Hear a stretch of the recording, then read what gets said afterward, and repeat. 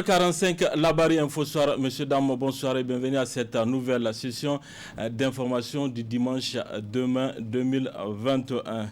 Triste nouvelle dans le paysage médiatique, le groupe de presse Dounia, victime d'un incendie.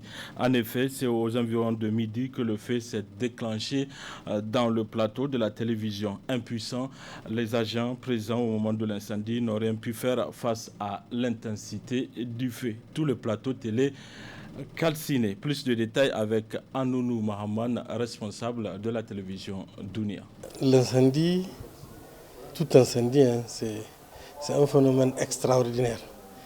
Cet incendie-là s'est déclaré et a consumé tout ce que nous avons au plateau en moins de 10 minutes. Je veux dire que vraiment, c'est pour vous montrer l'étendue des dégâts d'un incendie. Vraiment, moi, je suis attristé, je ne sais pas. Vraiment, je suis dans l'émotion, je ne sais pas quoi vous dire. Et heureusement qu'on n'a pas eu de pertes en vie humaine parce qu'on était en train d'organiser la Moussabaka des petits-enfants. Un contretemps a fait qu'on a vidé les enfants du plateau et c'est vraiment à leur sortie que le feu s'est propagé. Vous avez vu, ça a fait tous ces dégâts-là. Pour moi, vraiment, c'est indescriptible. On est dans l'émotion, c'est comme ça. Et vraiment, l'incendie, c'est grave. Écoutez, c'est tous nos équipements qui sont dedans. On a eu à rénover il n'y a pas longtemps. Et puis tout ce qu'on avait est parti en fumée. Tout ce qu'on avait dans notre plateau est parti en fumée. Et plusieurs compartiments, quoi. Moi, je ne peux même pas évaluer comme ça, à main levée, les dégâts. Mais ce qui est sûr, c'est que tout ce qu'on avait comme matériel de diffusion à partir du plateau s'est endommagé.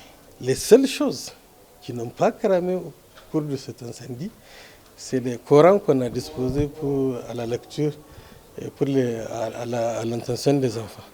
Ça, là, les Corans là, n'ont pas pris feu. Et la table sur laquelle ils sont disposés. Sinon, tout a cramé, sauf la table et les Corans qui étaient disposés.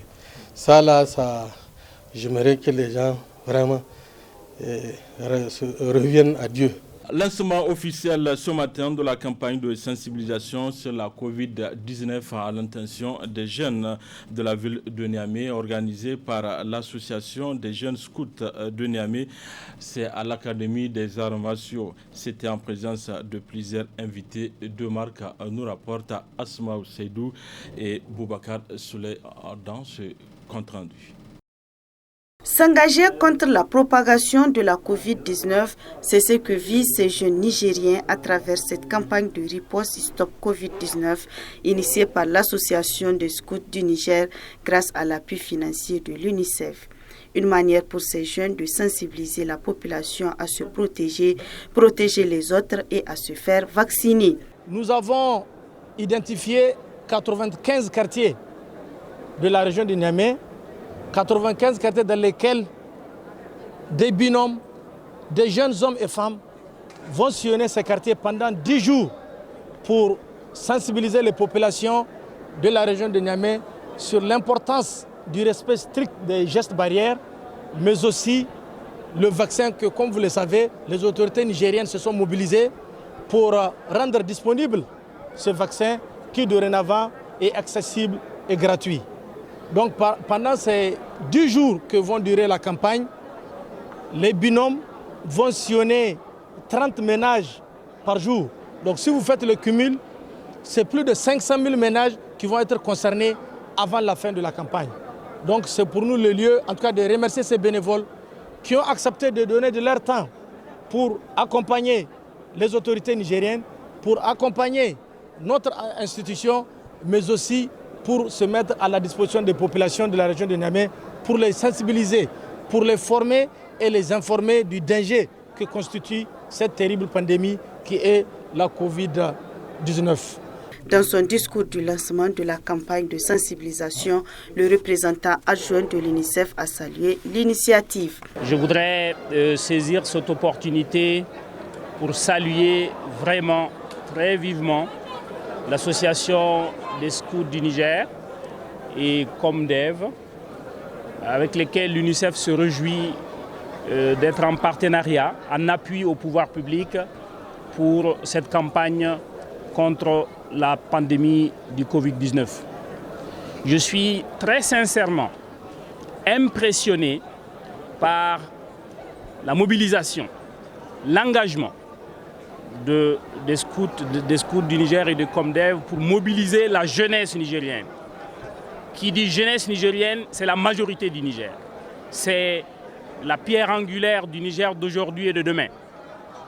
Donc mobiliser la jeunesse du Niger contre une menace comme la pandémie du Covid-19, c'est une bataille qu'on peut considérer avoir déjà gagnée, mais qui est un chemin de longue haleine. Mais vraiment, ce niveau de mobilisation, après celle des chefs de quartier, à la fin de cette semaine, cette mobilisation de la jeunesse est un gage d'espoir que cette campagne de sensibilisation et de mobilisation pour la vaccination contre le Covid-19 sera sans nul doute un succès. Notons que cette campagne de sensibilisation qui a identifié 95 quartiers de Niamey durera 10 jours et cela dans les 5 communes de la région de Niamey. Le groupement associatif des jeunes dénommé Adalchi a procédé ce matin à un don à la morgue de l'hôpital national de Niamey, suivi quelque temps après par une opération de salubrité publique au cimetière musulman de Yantala. Ce groupement entend ainsi œuvrer pour le bien de la communauté. Le point de ces actions avec Adam Ousmana, c'est les images de Nasser Seydou. La caravane de bienfaisance du groupement Adalchi vient ainsi apporter sa modeste contribution en deux lieux peu ordinaires de la capitale. On a fait une série de dons à la morgue nationale, tels que des rouleaux de nattes, tels que les percales là, dans lesquels on met tout un chacun, du savon, plusieurs articles. On a jugé utile de penser à nos prochains. C'est très important. Aujourd'hui, là où nous sommes, c'est la maison de tout un chacun. C'est la maison de tout un chacun. Donc, c'est très important de penser à nos arrière-parents, à nos parents, à nous-mêmes, à tout le monde. Parce que ici, c'est très important de penser à ici. C'est un programme qui a été prévu. Et ici, je pense que c'est la maison de tout un chacun, si on peut le dire. Une action sanitaire qui dénote de l'utilité des groupements formés par des jeunes hommes et femmes dans les travaux d'intérêt commun. Occasion pour ce groupement de lancer un appel. J'aimerais que vraiment tout le monde contribue. Tout le monde contribue. Parce que, comme l'a dit le responsable de salubrité, comme chaque dimanche, il y a une équipe qui est fréquemment ici. Donc, comme il l'a dit, ils ont besoin des sables, de latérite et tout, des brouettes, des râteaux, tout et tout. Vraiment que les gens pensent aux autres. Aussi, ce groupement n'entend pas s'arrêter en si bon chemin, car projetant pour les jours à venir une assistance à l'orphelinat Niamey 2000. À l'occasion du mois béni de Ramadan toujours, le groupement Al-Amourou bin Marouf, composé de 153 écoles coraniques dirigées par son père fondateur Oumarou Hamadoun, a organisé ce matin un prêche à la grande mosquée de vendredi du quartier Gawai, c'est à la rive droite. Le compte-rendu de cette cérémonie religieuse, c'est avec Ismaël Moumouni et Halidou Bourema. Le rappel n'est jamais de trop, surtout dans le domaine religieux. C'est pourquoi ce prêche est organisé à la grande mosquée de prière du vendredi du quartier Gawai. Ce prêche, qui a vu la présence de nombreux fidèles de tout âge, est organisé par le groupement Al-Amourou bin Marouf Wanna Huna Anil Munkar.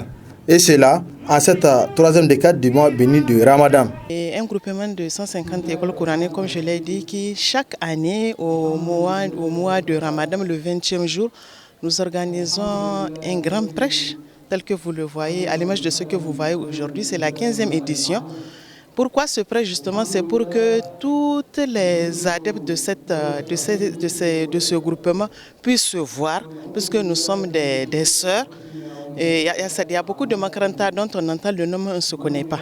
Donc chaque année, c'est une occasion pour nous de nous rencontrer et on invite des marabouts qui prennent des thèmes pour nous entretenir. Le thème d'aujourd'hui parle du bienfait de la participation de la femme dans l'islam.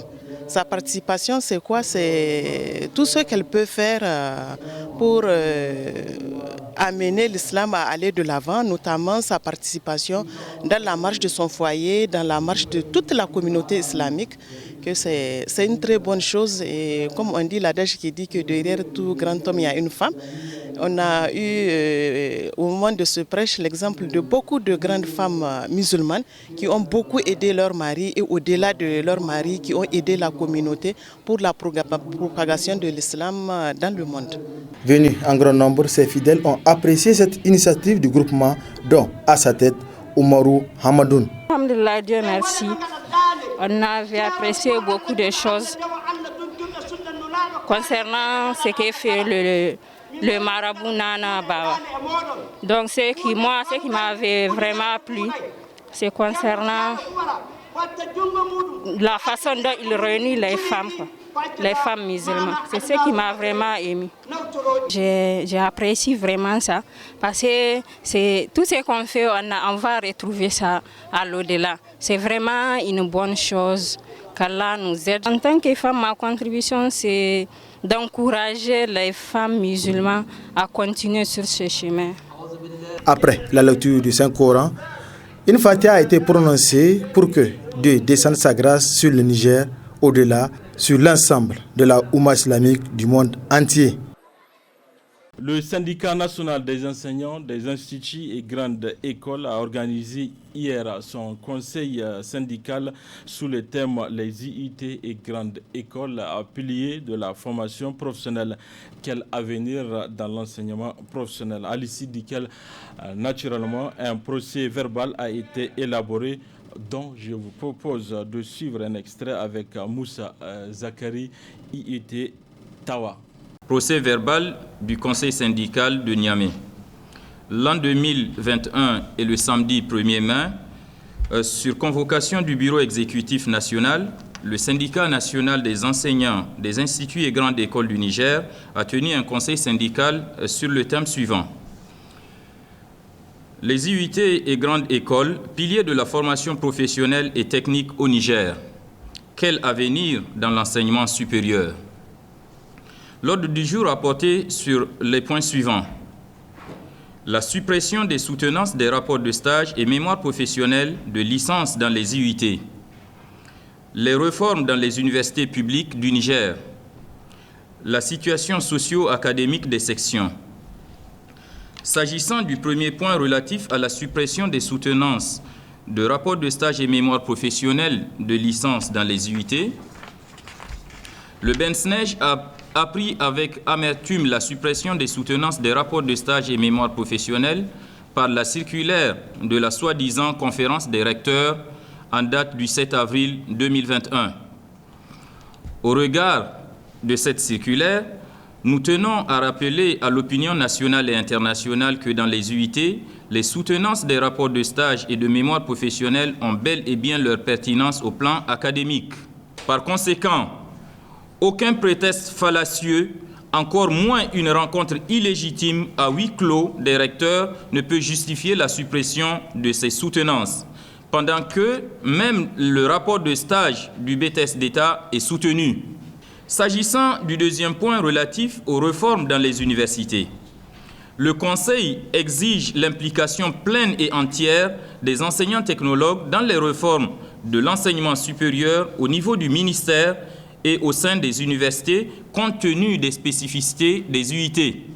S'agissant du troisième point relatif à la situation socio-académique des sections, pour la section de l'EMIG, le secrétaire général a notifié une insuffisance d'infrastructures, un retard considérable dans le paiement des droits statutaires. Pour la section de Tawa, le secrétaire général a parlé essentiellement des problèmes d'infrastructure qui impactent considérablement la qualité de la formation. Pour la section de Maradi, le secrétaire général adjoint a évoqué les problèmes suivants.